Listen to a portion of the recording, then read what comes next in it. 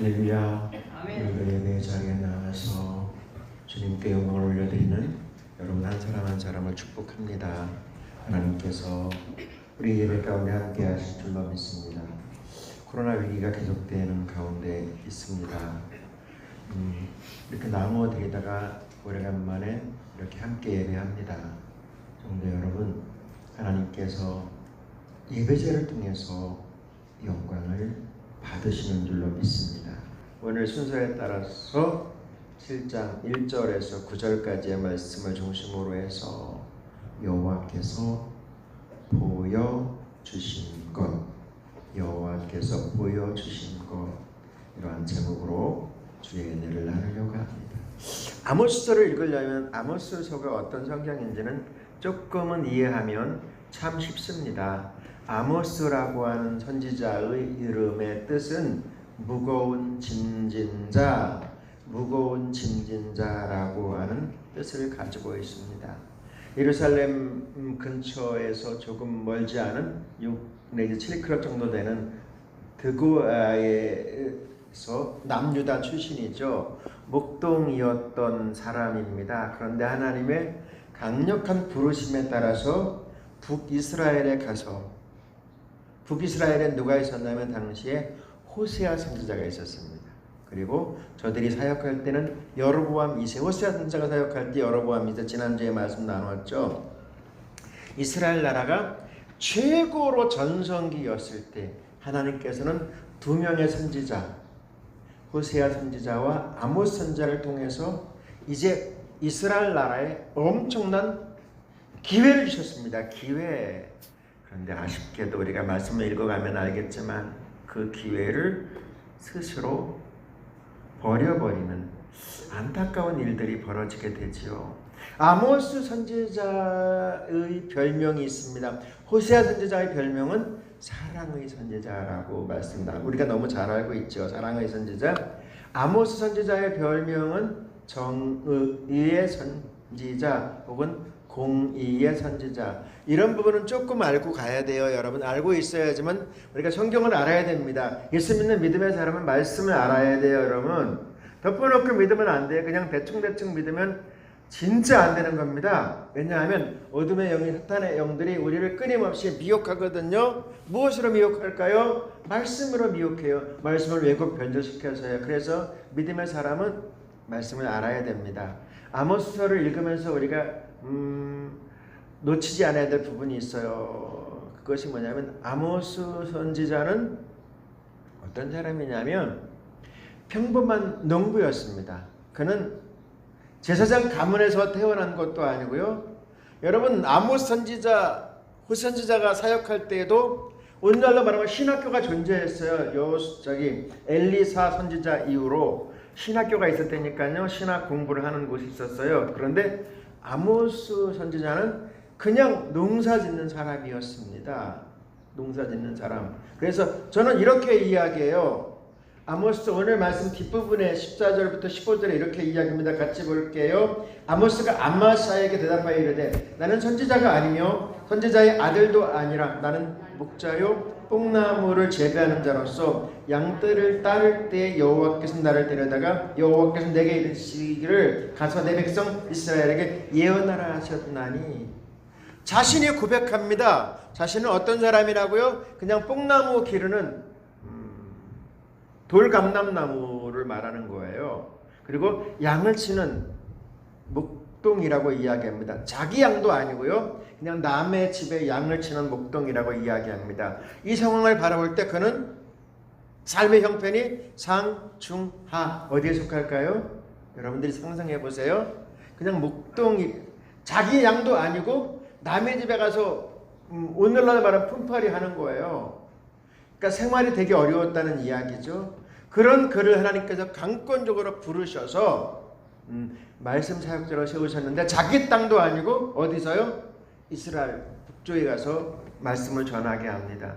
그리고 아모스 선지자는 되게 중요한 게 뭐냐면 아주 독특합니다. 뭐가 중요하냐면 아모스 선지자로부터 시작돼서 직접 하나님께서 받은 말씀을 자기가 스스로 기록합니다.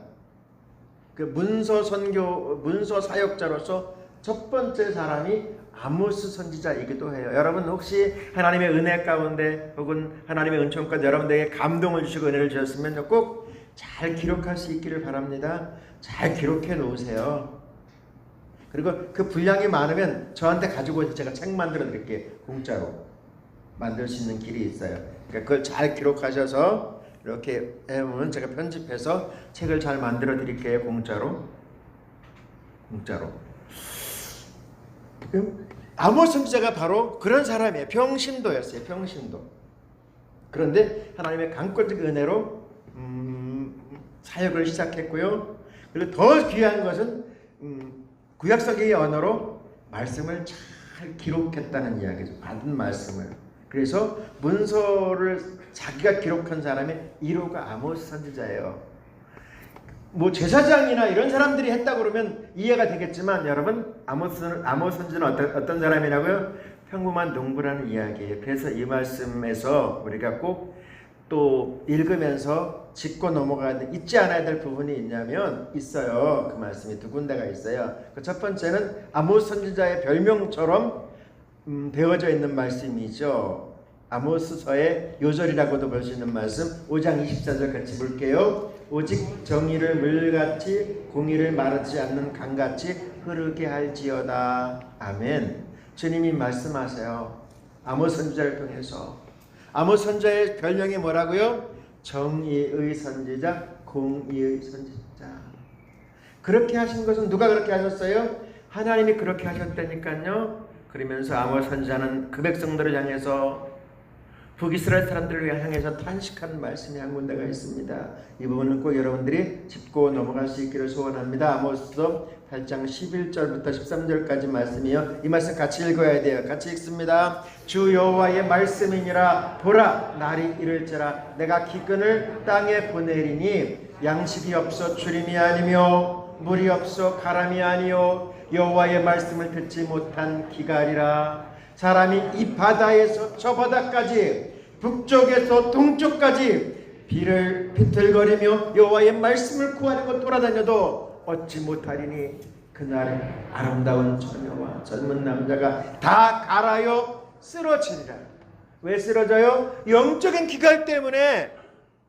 왜 영적인 기갈이 왔어요? 말씀이 없기 때문에. 여러분 우리가 이 부분을 늘 기억하면서 말씀 앞에 서야 합니다.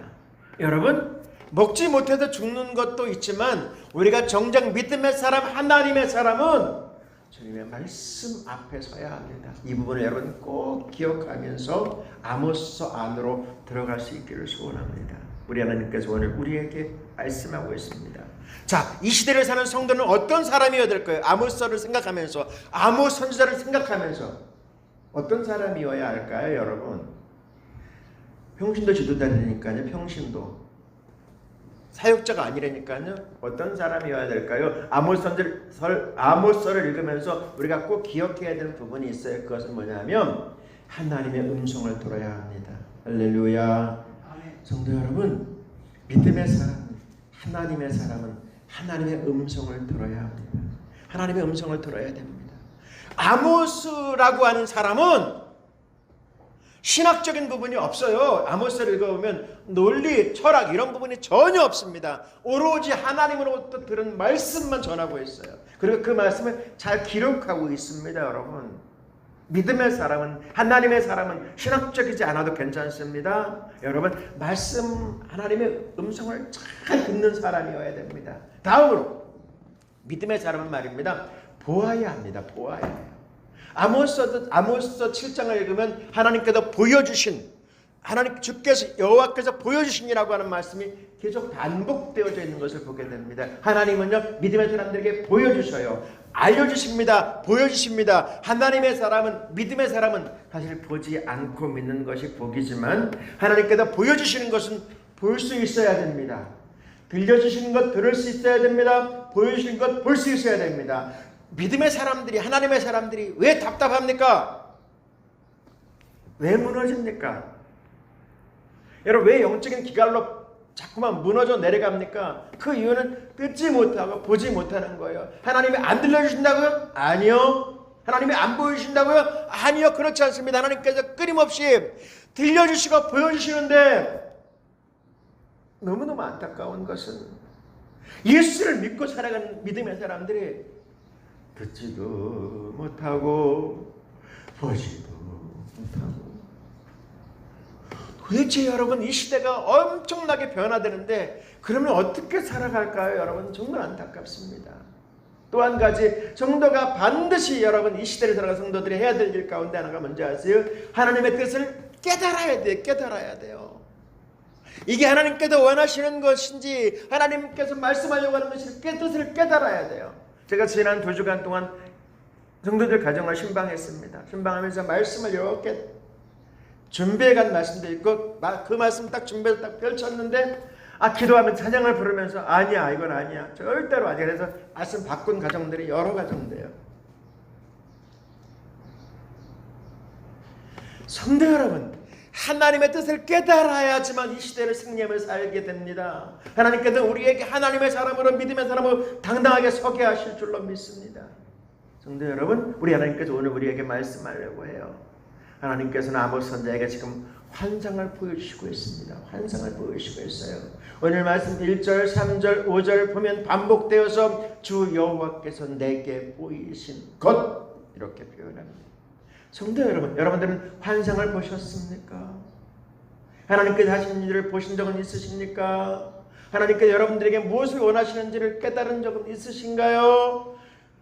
아모스 선지자에게 보여주신 환상은 사실 5가지입니다. 7장에 3가지의 환상이 있고요. 8장과 9장에 4번째, 5번째 여름 과일 환상과 그다음에 왕궁에서의 심판의 환상이 4번, 5번째가 있고요. 오늘 7장에서는 3가지 환상이 등장하고 있습니다. 그 먼저는 메뚜기 때의 환상입니다. 이거 쫙 설명하지 않을 거예요, 여러분. 왜 설명하지 않으려고 하냐면 이거 하나만 설명해도 오늘 설교 다 해도 모자랍니다.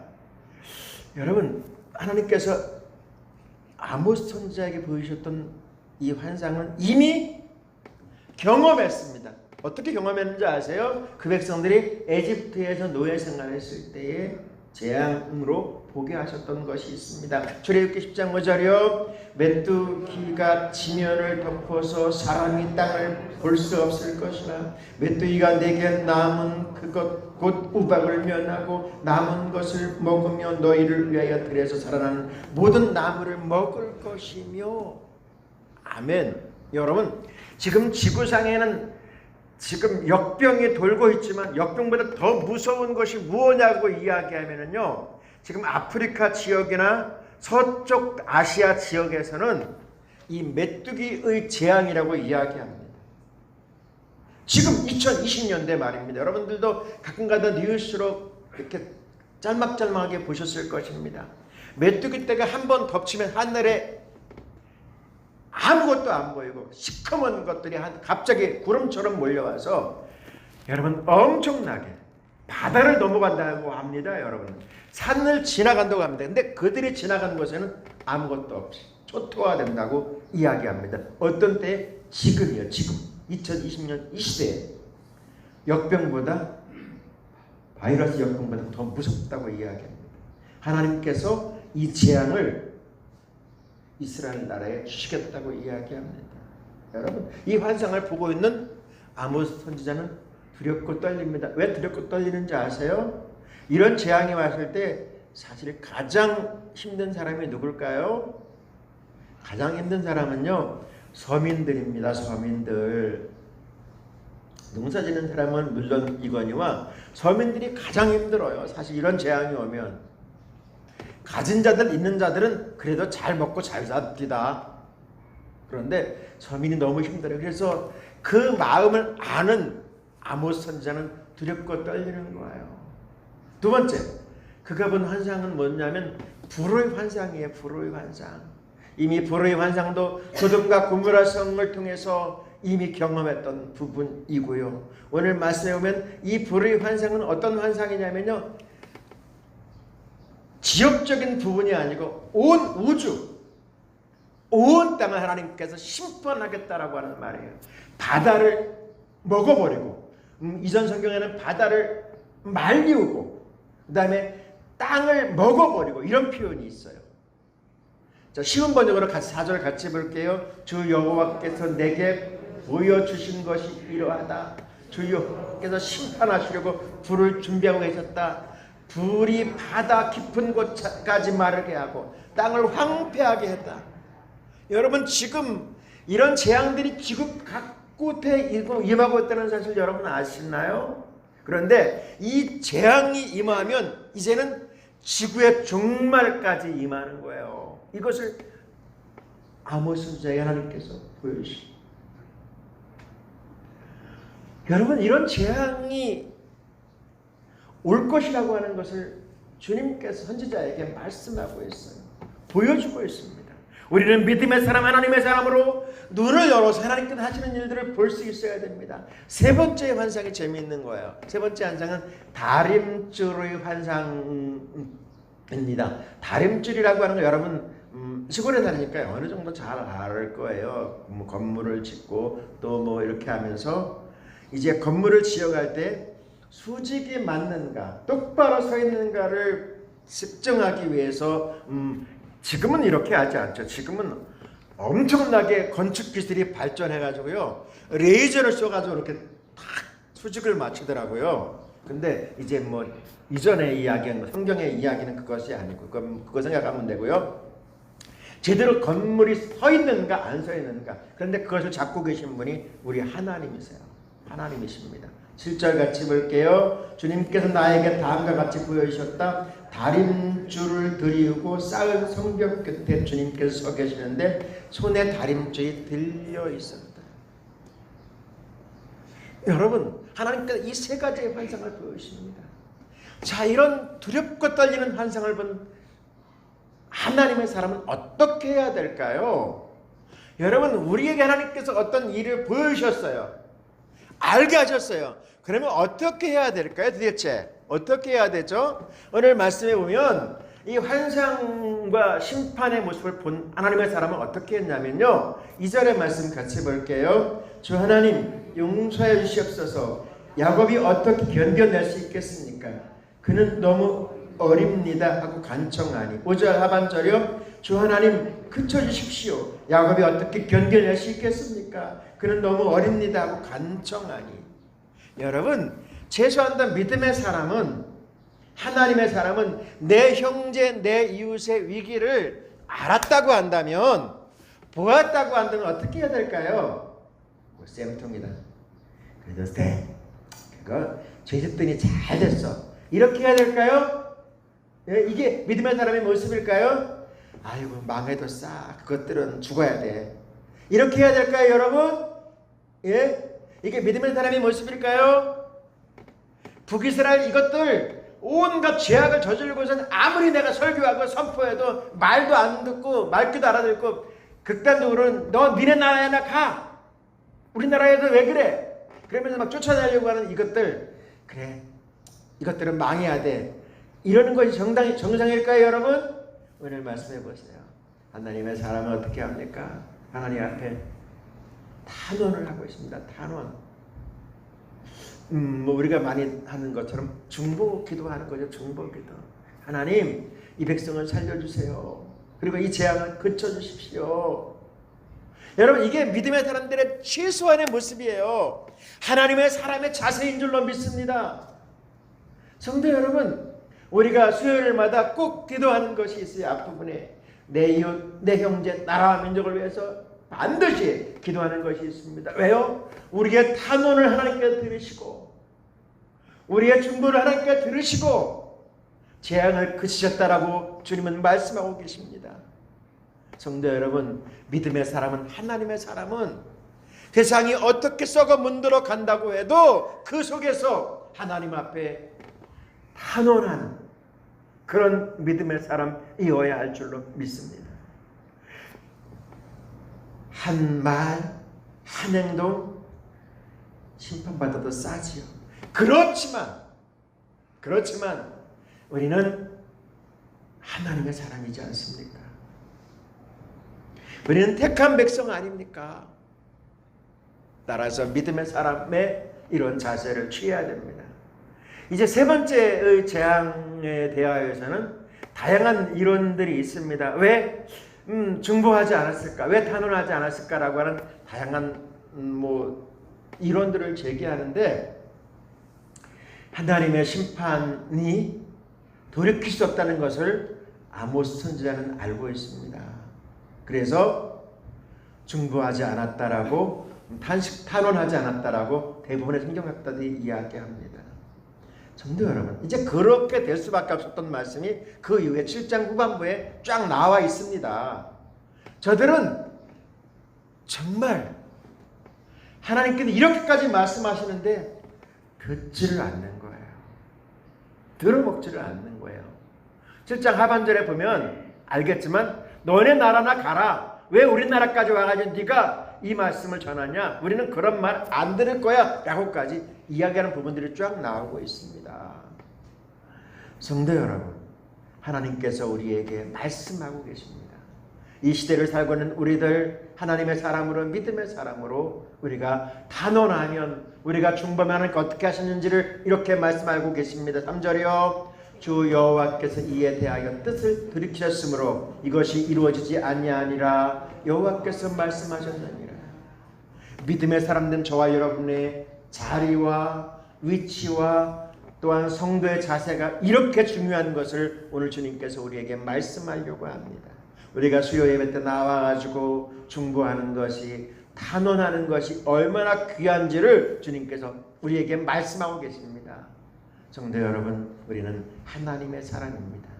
믿음의 사람입니다. 하나님께서 우리에게 이제 소명자된 우리들, 예배자된 우리에게 이렇게 말씀하려고 합니다. 요한일서 5장 14절부터 15절이요. 그를 향하여 우리가 가진 바 담대함이 이것이니 그의 뜻대로 무엇을 구하면 들으심이라. 우리가 무엇이든지 구하는 바를 들으시는 줄을 안즉 우리가 그에게 구한 것을 얻은 줄을 또한 아느니라. 아멘.